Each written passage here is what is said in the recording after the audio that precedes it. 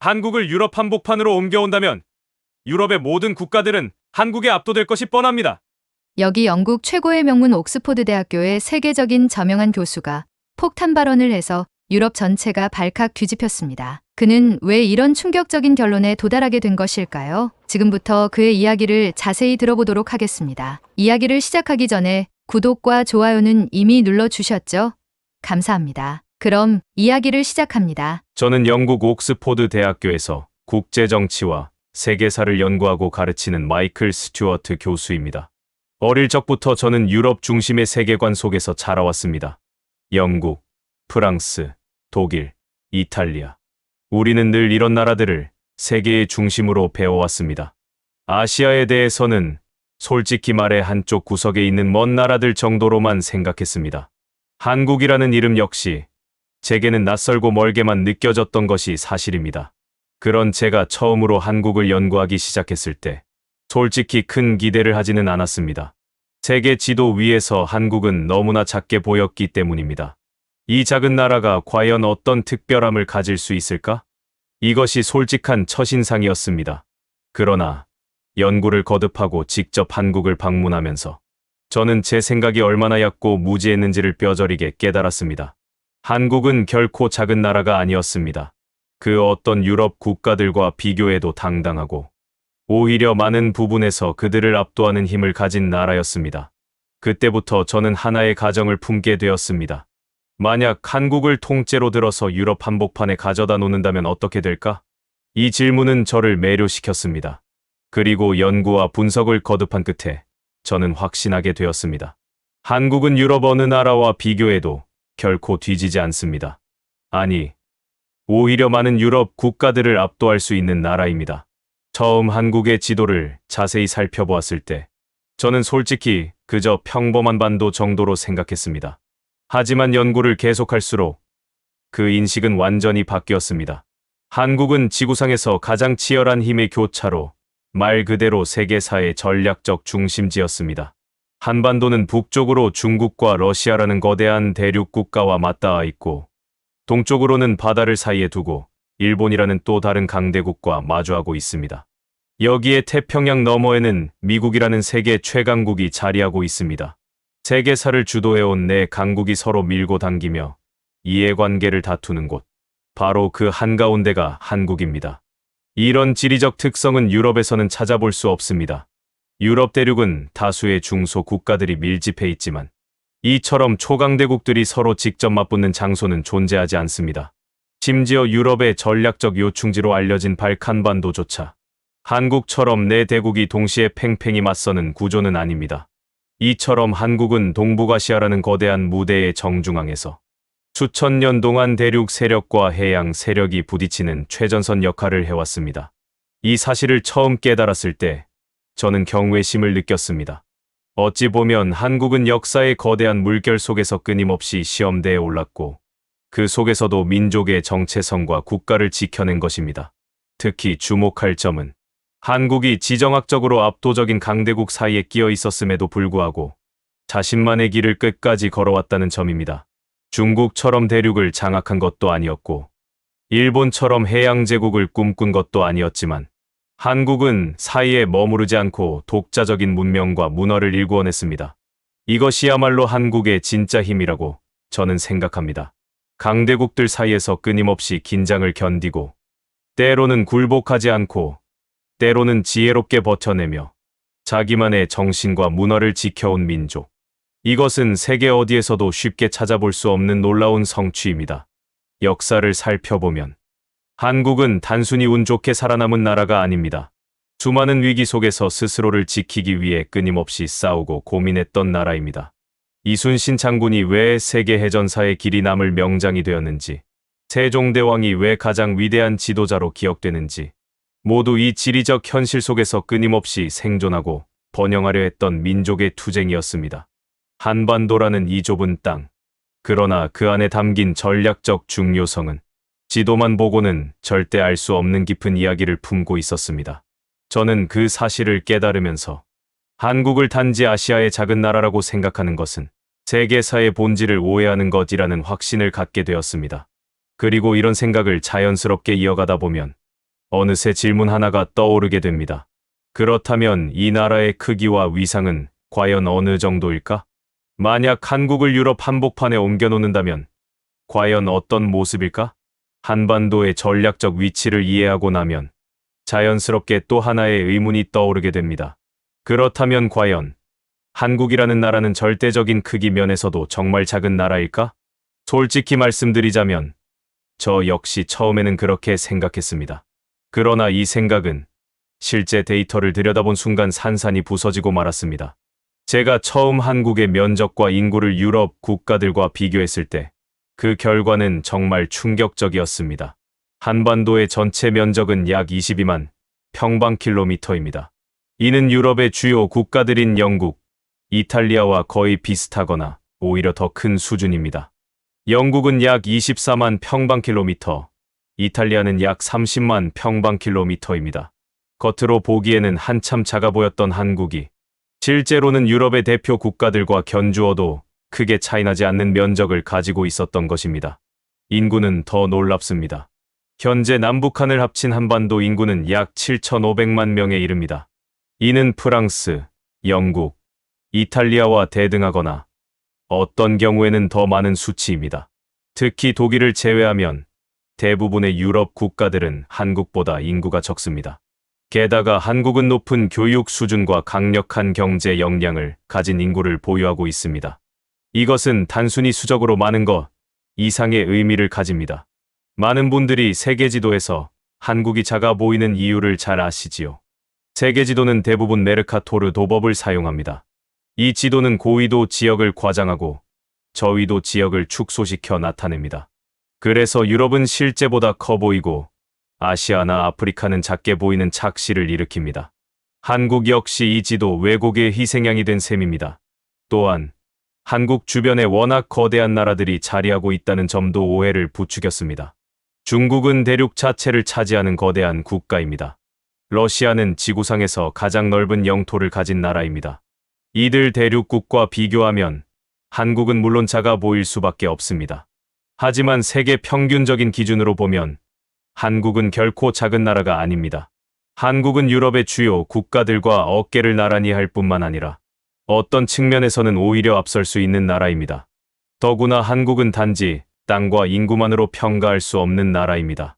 압축적인 경제 성장, 강력한 교육 시스템, 세계 최고 수준의 기술력과 문화적 파급력을 가진 한국은 이미 국가 크기 이상의 무게를 세계에 과시하고 있습니다. 제가 직접 현장에서 경험한 에피소드 하나를 말씀드리고 싶습니다. 옥스포드 대학교에서 국제 학생들을 가르칠 때 유럽 출신 학생들과 아시아 출신 학생들에게 당신이 생각하는 가장 인상 깊은 나라를 묻는 설문조사를 실시한 적이 있습니다. 놀랍게도 많은 학생들이 망설임 없이 사우스 코리아를 선택했습니다. 경제력, 기술력, 문화, 교육. 한국은 이 모든 분야에서 전 세계 젊은이들에게 가장 매력적인 나라 중 하나로 자리 잡고 있었던 것입니다. 한국은 결코 작지 않습니다. 한국은 작은 영토 안에 거대한 에너지를 품고 있는 나라입니다. 그리고 그 에너지는 이미 세계 무대 곳곳에서 분출되고 있습니다. 이런 사실을 하나하나 확인해 나가면서 저는 더욱 확신하게 되었습니다. 한국을 유럽 한복판에 옮겨놓는다면 대다수의 유럽 국가들은 그 존재감에 압도당할 것이다. 한국의 크기와 인구가 결코 작지 않다는 사실을 깨달은 뒤 저는 또 하나의 의문을 품게 되었습니다. 그렇다면 이 나라가 어떻게 오늘날과 같은 놀라운 경제적 위상을 얻게 되었을까? 왜냐하면 제가 처음 배운 세계사 속의 한국은 전쟁과 가난으로 신음하던 나라였기 때문입니다. 1950년대 초반 한국은 6.25 전쟁으로 초토화되었습니다. 전국이 폐허가 되었고 인구의 수십 %가 삶의 터전을 잃었습니다. 인프라는 무너졌고 경제는 사실상 존재하지 않았습니다. 당시 한국의 1인당 국민소득은 아프리카 최빈국 수준에 머물렀습니다. 거리는 흙먼지가 휘날렸고 사람들은 미군 구호품에 의지해 겨우 생계를 이어갔습니다. 그 시대를 직접 살아오신 분들은 기억하시겠지요.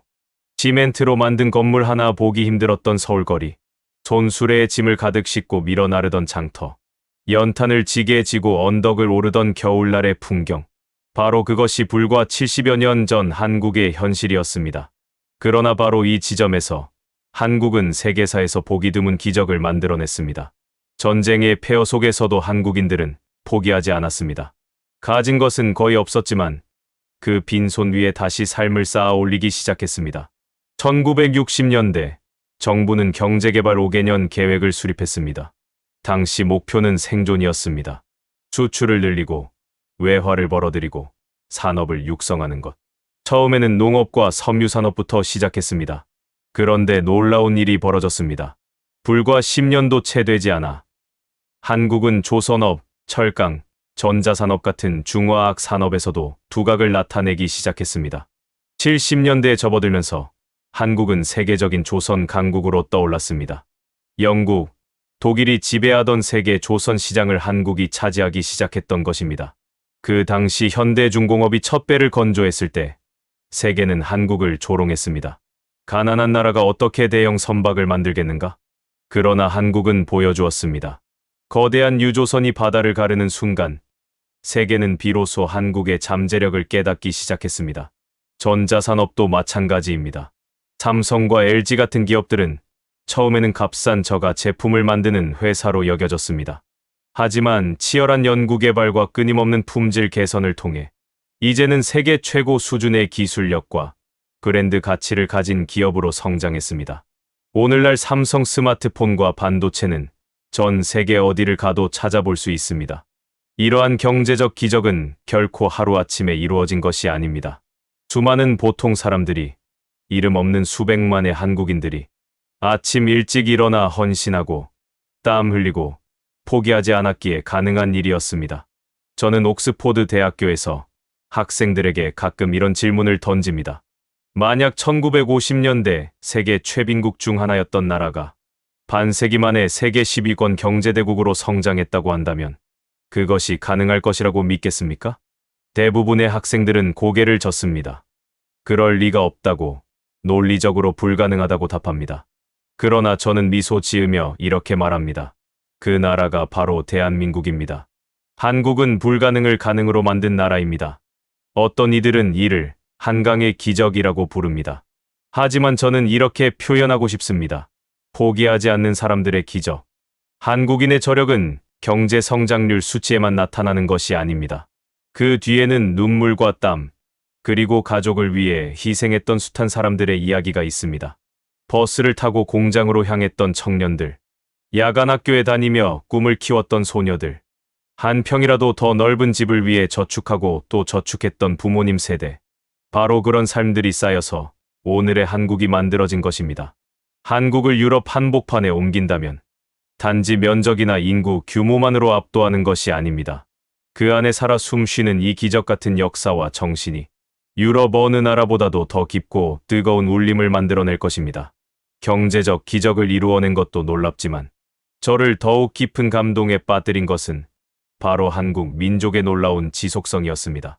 세계사를 연구해온 저로서는 한 민족이 수천 년 동안 정체성을 유지하며 살아남는 것이 얼마나 어려운 일인지 잘 알고 있습니다. 유럽 대륙을 보십시오. 로마 제국이 무너진 이후 수백 개의 왕국과 민족이 흥망성쇠를 거듭했습니다. 현재 존재하는 국가들조차 수십 번의 국경 변동과 전쟁을 겪으며 오늘에 이르렀습니다. 영국, 프랑스, 독일조차 오랜 세월을 거치며 왕조가 바뀌고 영토가 쪼개지고 합쳐지기를 반복했습니다. 그러나 한국은 달랐습니다. 삼국시대 이후 고구려 백제신라라는 세 나라가 통일과 분열을 거치긴 했지만 7세기 통일신라 이후로 이 땅에는 고려 조선 대한민국으로 이어지는 뚜렷한 국가의 연속성이 있었습니다. 왕조의 이름은 바뀌었지만 한반도라는 공간에서 같은 언어를 쓰고 같은 문화를 공유하며 살아온 하나의 민족이 끊임없이 이어져 온 것입니다. 이런 역사적 안정성은 세계사적으로 극히 드문 사례입니다.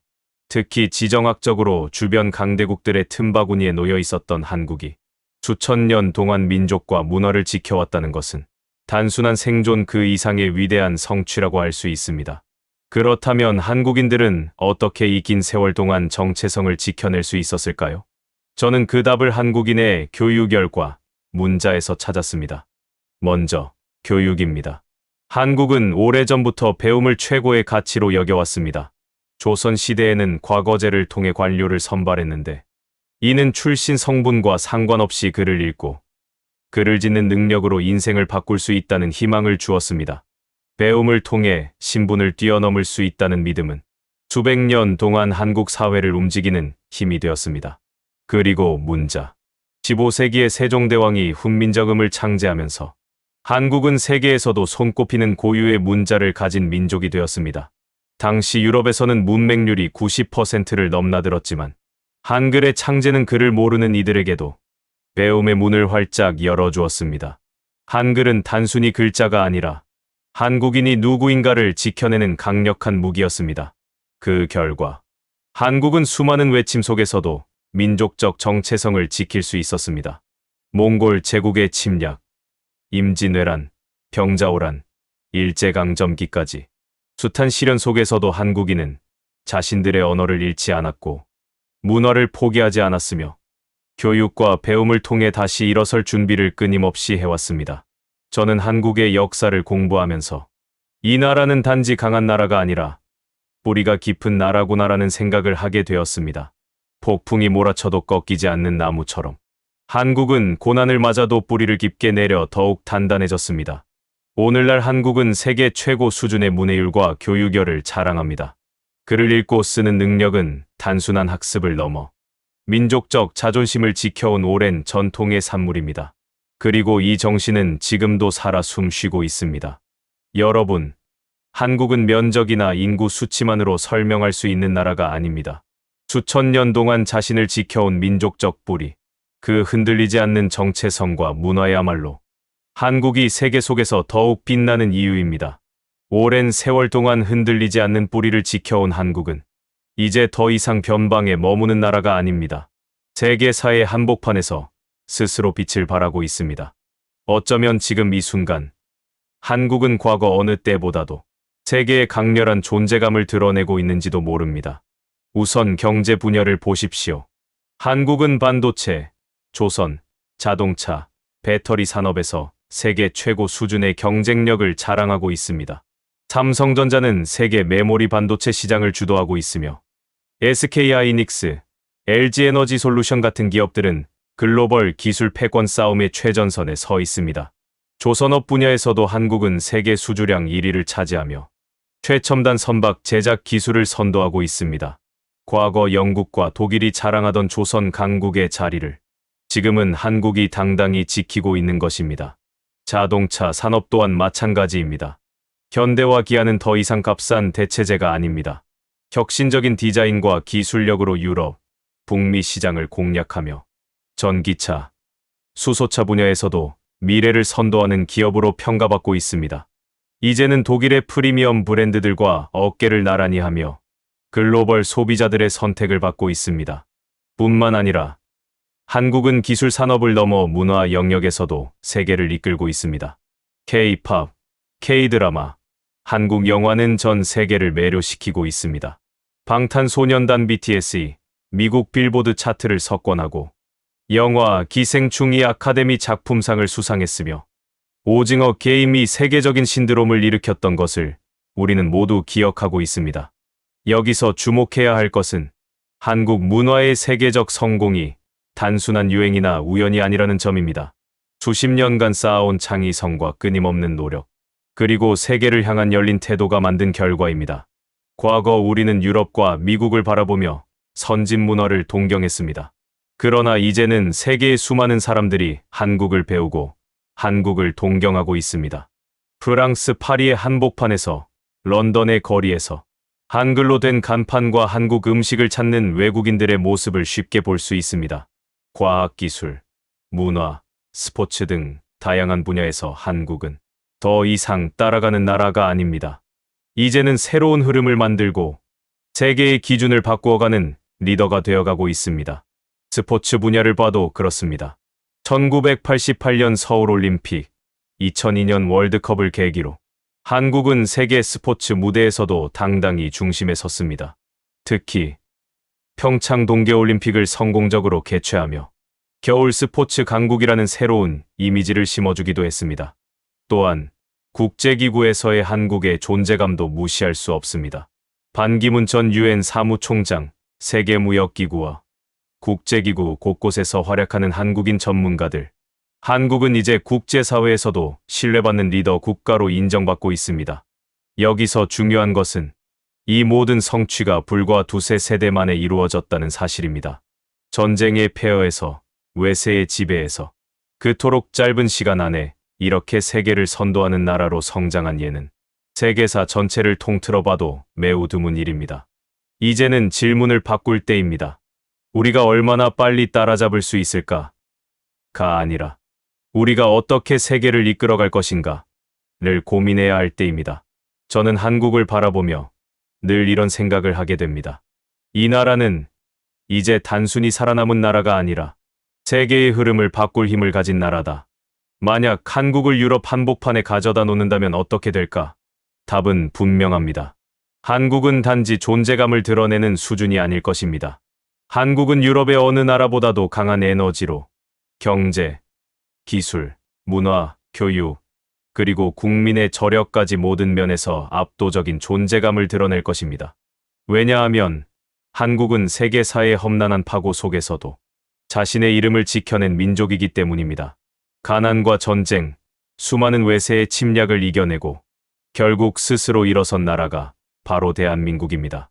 한국은 단지 산업화에 성공한 나라가 아닙니다. 한국은 세계가 인정하는 문화 강국이며 글로벌 기술 경쟁을 주도하는 혁신국가이며 세계 젊은이들이 동경하는 꿈의 나라가 되었습니다. 이 모든 것은 자연스럽게 주어진 것이 아닙니다.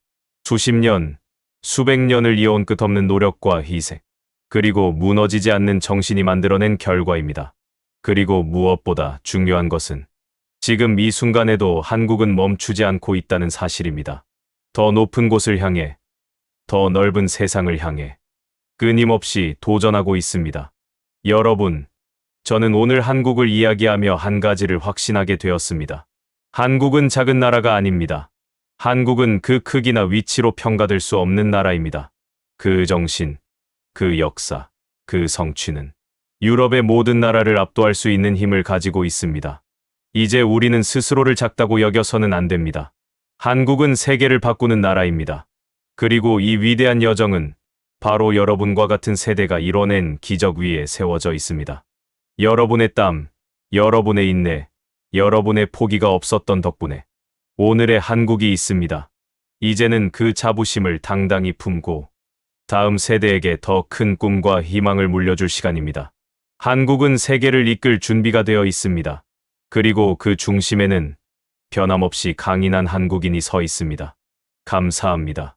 오늘 이야기를 통해 우리가 얼마나 위대한 길을 걸어왔는지, 그리고 지금 이 순간에도 얼마나 놀라운 나라를 만들어가고 있는지를 다시 한번 느끼셨기를 바랍니다. 대한민국은 결코 작은 나라가 아닙니다. 세계 어디에 놓아도 당당히 빛나는 나라입니다. 여러분과 함께 이 자부심을 나눌 수 있어 정말 감사했습니다.